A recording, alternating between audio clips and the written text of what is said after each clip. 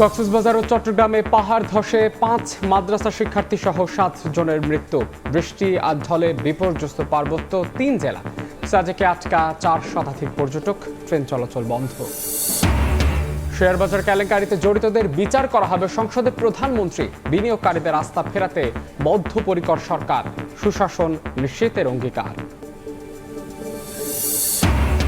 গণভোটের রায় নিয়ে জাতির সঙ্গে প্রতারণা করছে বিএনপি অভিযোগ জামাত আমিরের। দেশে আর রক্তপাত না চাইলে দ্রুত বাস্তবায়নের আহ্বান 11 দলের।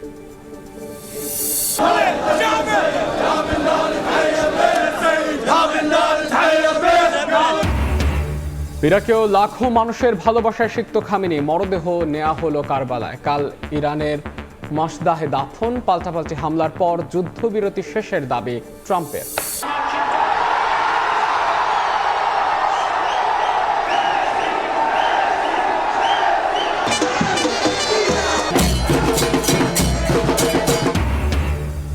দুই গোলে পিছিয়ে পড়েও অবিশ্বাস্য কামব্যাক আর্জেন্টিনার। সালাহদের হৃদয় ভেঙে কোয়ার্টার ফাইনালে মেসিরা।